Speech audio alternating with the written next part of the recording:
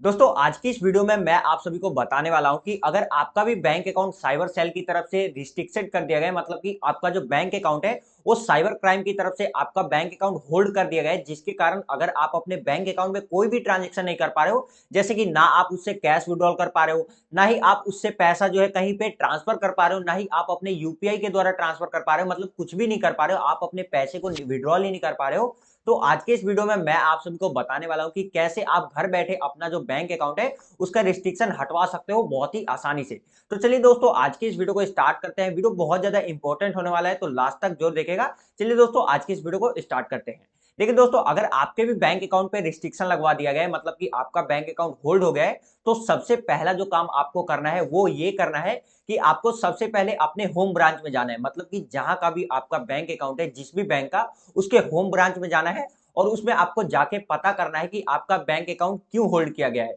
तो अगर वहां पे आप पता करते हो और आपको पता चलता है कि आपका बैंक अकाउंट साइबर सेल की तरफ से जो है इस पे रिस्ट्रिक्शन लगाया गया है, इस पे होल्ड लगाया गया है, तो वहां पे आपको क्या करना है, वहां पे आपको उनसे डिटेल मांगनी है। किस चीज की डिटेल? वहां पे आपको पता करना है कि आपका जो ये आपका बैंक अकाउंट है वो कहां से, मतलब कौन से साइबर क्राइम ब्रांच है वहां से आपका होल्ड किया गया है। क्योंकि दोस्तों कई बार ऐसा होता है, सबसे पहले तो मैं आप सभी को यह बताता हूं कि आपका बैंक अकाउंट साइबर सेल की तरफ से रिस्ट्रिक्टेड क्यों किया जाता है। तो देखिए दोस्तों, मान लीजिए आपका कोई साइबर कैफे का दुकान है, मैं एक आपको एग्जांपल के लिए समझा रहा हूं, और आपके पास बहुत सारे बंदे आते हैं आपके पास पेमेंट करने, मतलब यूपीआई के द्वारा भी, या फिर कई लोग होते हैं जो अकाउंट में भी पैसा लेते हैं। तो किसी बंदे ने किसी और से फ्रॉड किया और उससे फ्रॉड करने के बाद वो पैसा अगर आपके बैंक अकाउंट में ट्रांसफर कर दिया जाता है, तो अगर साइबर क्राइम आप जो अकाउंट ब्लॉक करेगा तो वो उसके साथ आपका भी हो जाएगा, क्योंकि वो जो अमाउंट है वो आपके बैंक अकाउंट में ट्रांसफर हुआ है। तो इसी कारण क्या होता है कि आपका भी बैंक अकाउंट होल्ड हो जाता है, बंद हो जाता है। अब दोस्तों यहाँ पे आपकी कोई गलती नहीं है,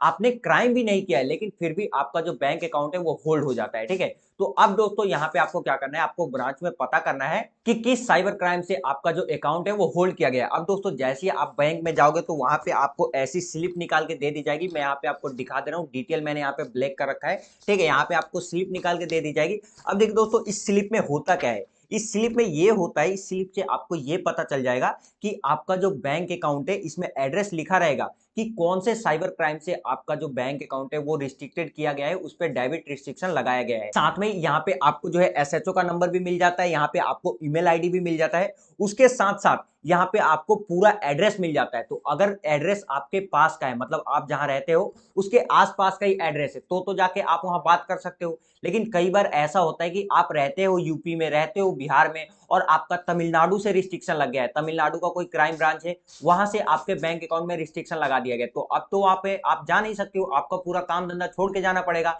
मान लो आपके खाते में 20,000 रुपए पड़े हुए हैं, तो आप जब 20,000 को निकलवाने जाओगे तो उतने में ही आपका जो है उतना पैसा खर्च हो जाएगा, ठीक है। तो दोस्तों यहाँ पे अब आपको सबसे पहले ये पता करना है, तो ये आपको ये जो डिटेल है ये बैंक वाले प्रिंट करके दे देंगे। जैसे आप यहाँ पे देख सकते हो, मैंने निकलवा भी रखा है, इसीलिए मैं आपको सारा प्रोसेस बता रहा हूँ। अब देखो दोस्तों, यहाँ पे और क्या क्या मिल जाता है। यहाँ पे आपको सबसे पहले तो जिस भी क्राइम ब्रांच से किया गया है ये आपका रिस्ट्रिक्शन लगवाया गया है, उसका एड्रेस मिल जाएगा, उनके एसएचओ का आपको नंबर मिल जाएगा, ईमेल आईडी मिल जाएगा। कई केस में क्या होता है दोस्तों, वहां पे आपको कॉन्टैक्ट नंबर नहीं मिलता है, मेल आईडी ही मिलता है, तो आपको बार बार मेल करना होता है, क्योंकि दोस्तों यहाँ पे आपको बहुत जल्दी रिप्लाई नहीं मिलता है। सिस्टम थोड़ा खराब है यहाँ पे, मेरे को पता है कि परेशानी झेलनी पड़ती है लोगों को, मेरे को भी बहुत ज्यादा परेशानी झेलना पड़ रहा है, आप यहाँ पे देख सकते हो। तो यहाँ पे आपको अगर मेल आईडी सिर्फ मिलता है तो आपको कई बार मेल करना है, 20 बार 30 बार मेल करते रहना है, ताकि आपको जल्दी से जल्दी रिप्लाई मिल सके। अब दोस्तों यहाँ पे जब आपको ये डिटेल मिल जाएगी, मानो कॉन्टैक्ट नंबर नहीं मिलता तो आपको मेल करना है, अगर आपको कॉन्टैक्ट नंबर मिल जाना है तो आपको डायरेक्ट कॉल करके बात कर लेना है। अब दोस्तों बहुत सारे केस में ऐसा भी होता है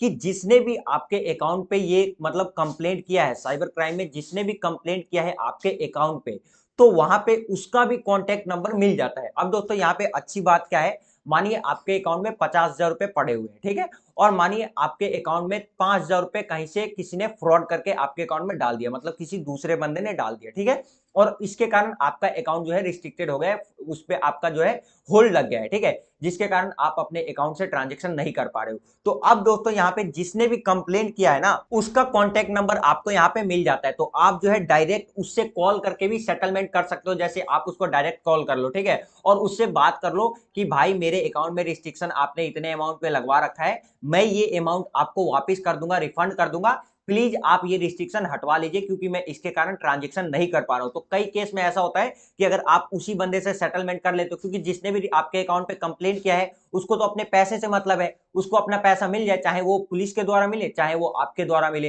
तो आपके अकाउंट से रिस्ट्रिक्शन हटवा देगा। लेकिन कई केस में दोस्तों क्या होता है कि ये बात नहीं मानती है, बात नहीं करते हैं, तो आपको जो है इन पुलिस वालों से ही बात करना है, मतलब जो भी साइबर क्राइम के जो ऑफिसर हैं उनसे आपको बात करना है और उनसे आपको सॉल्यूशन लेना है। उनको आपको बताना है कि मैं यहाँ आसपास नहीं रहता हूं, मैं दूर रहता हूं, मैं आने में मेरे को परेशानी होगी, अपनी सारी आपको परेशानियां बतानी है। और उसके बाद दोस्तों यहाँ पे जब आप बताओगे, तब सारी बात अगर आप बता देते हो, तो जिस भी बंदे ने कंप्लेंट किया है ये उनको बुलवाते हैं, फिर उनसे जो है ये कंप्लेंट बंद करवाते हैं, या फिर अगर आप पेमेंट रिफंड करवा देते हो तो उसका वो कंप्लेंट बंद करवा देते हैं और आपका अकाउंट का जो है रिस्ट्रिक्शन हट जाता है। अब दोस्तों यहाँ पे अगर आप ये सोचते हो कि आप घर बैठे अपने मतलब मोबाइल से ही सब कुछ कर लोगे, अपना रिस्ट्रिक्शन हटवा लोगे, तो यहाँ पे थोड़ी परेशानी आती है, क्योंकि दोस्तों यहाँ पे आपको अपने आसपास के जो भी साइबर क्राइम ब्रांच है अगर वहां से आए तो वहां जाना पड़ेगा। लेकिन अगर दूर है तो उसके लिए मैंने आपको बता ही दिया है कि आपको क्या करना है, बैंक से डिटेल निकलवाना है, आपको बात करना है, उसके बाद आपको अपना रिस्ट्रिक्शन हटवा लेना है। तो दोस्तों ये प्रोसेस थोड़ा लंबा है, स्लो है, मतलब इसमें आपको जो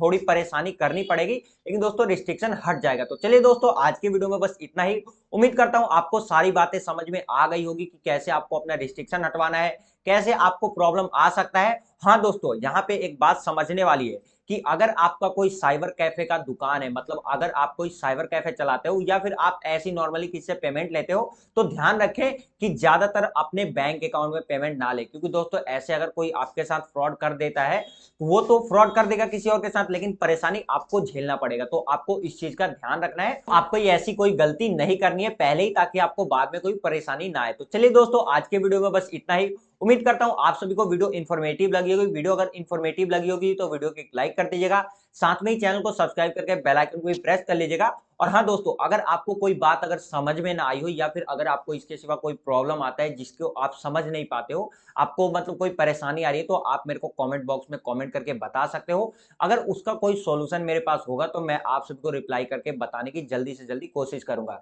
चलिए दोस्तों आज के वीडियो में बस इतना ही, मिलते हैं किसी नेक्स्ट वीडियो में।